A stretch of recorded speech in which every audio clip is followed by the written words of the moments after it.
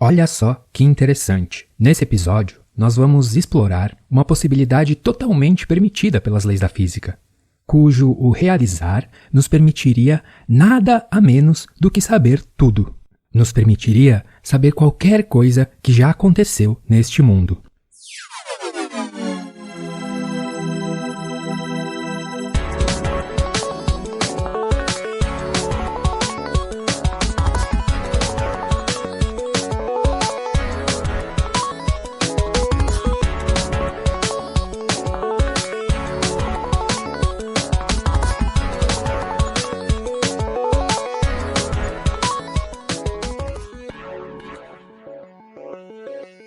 Quando nós olhamos para as estrelas, estamos vendo a luz que saiu de lá há muito tempo e que só agora chegou até os nossos olhos, onde a maioria desses fótons são de estrelas que provavelmente nem existem mais. Em virtude desse fenômeno físico, costuma-se brincar que fosse possível viajar a um planeta distante cerca de 60 milhões de anos-luz e apontar de lá um hipotético telescópio ultrapotente em direção ao planeta Terra, o que nós veríamos seria a época dos dinossauros. Quer dizer, já que a época jurássica foi há exatamente cerca de 60 milhões de anos atrás.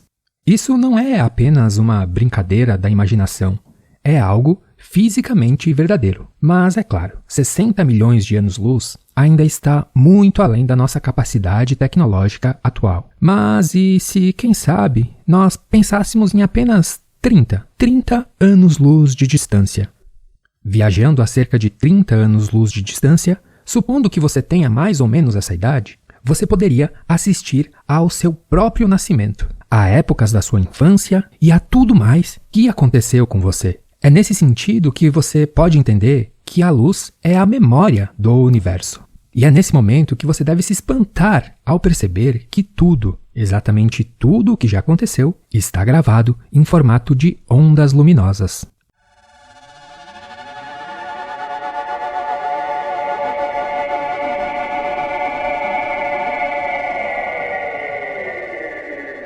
Entretanto, aqui teria o que nós poderíamos chamar de uma ironia cósmica, pois, embora tudo o que aconteça fique registrado em forma de luz, é justamente a luz que estabelece o limite de velocidade para as coisas neste universo. E se nada pode viajar mais rápido do que ela, então como nós poderíamos acessar tais memórias?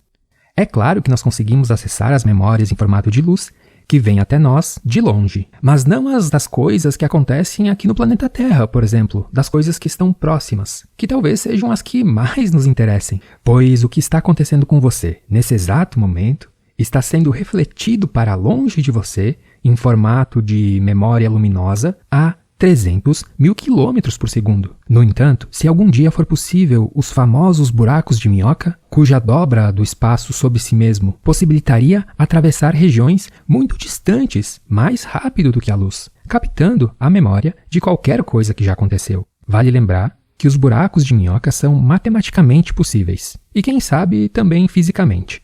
E se por acaso você não lembra o que é um buraco de minhoca, imagine o universo como se fosse uma folha de papel. Se você dobra essa folha sobre si mesma e a fura com um lápis atravessando de um lado para o outro, você então acabou de criar um buraco de minhoca. Ou seja, duas regiões que antes distantes quando a folha não estava dobrada, agora podem ser conectadas diretamente. Você não precisa mais percorrer de um lado até o outro da folha. Você pode, digamos, pegar um atalho. E é exatamente essa a intenção de um buraco de minhoca. Se algum dia nós conseguirmos realizar tal façanha, quem sabe também possamos desenvolver uma tecnologia capaz de captar essas memórias luminosas de qualquer acontecimento do universo através dos buracos de minhoca.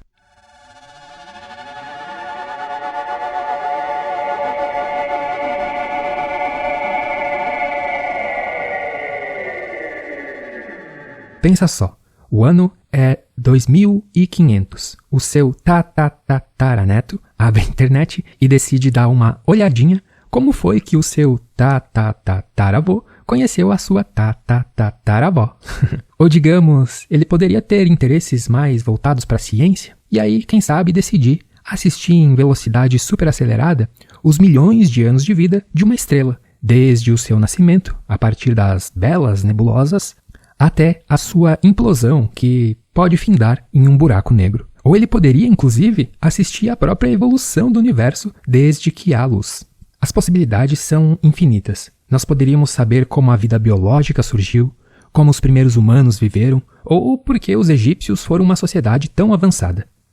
Além, é claro, das aplicações sociais, como, quem sabe, as judiciais, já que não haveria crimes ocultos numa sociedade onde a privacidade seria coisa do passado.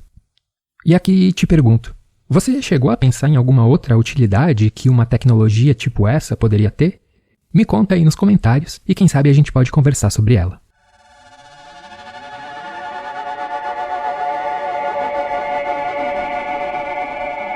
Bem, mas nem tudo são flores.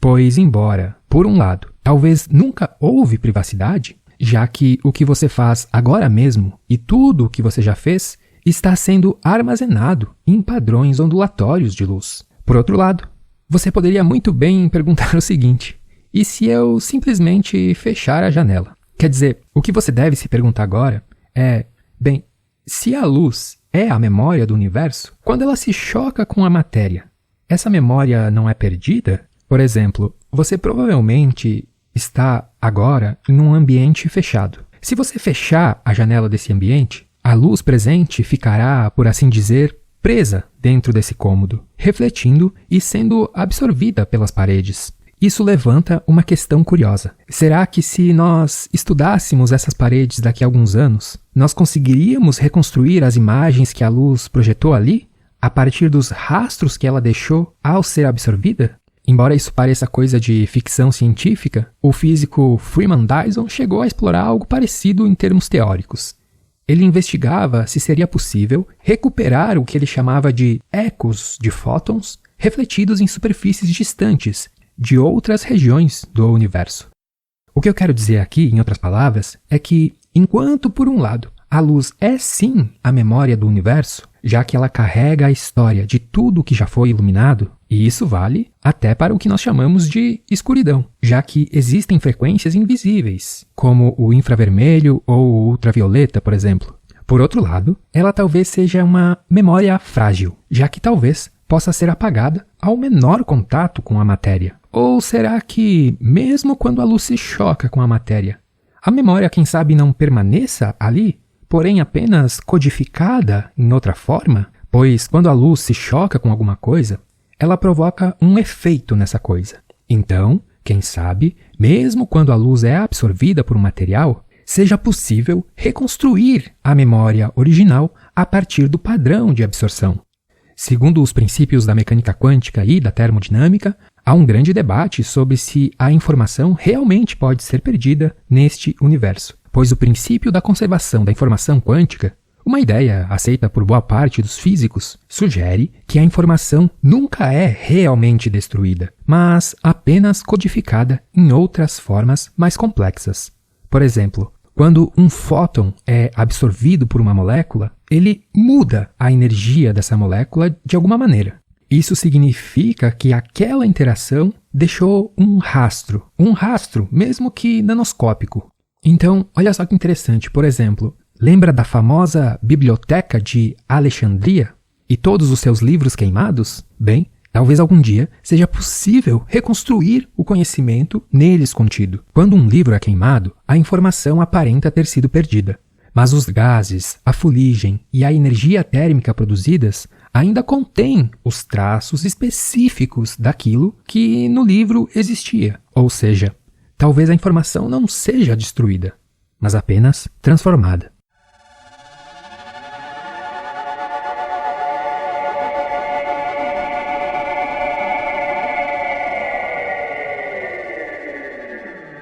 Então, talvez o universo nunca esqueça nada. Talvez tudo o que já existiu, tudo o que já foi dito, vivido, sentido e até mesmo sonhado ainda esteja por aí, espalhado em alguma forma, esperando ser reencontrado.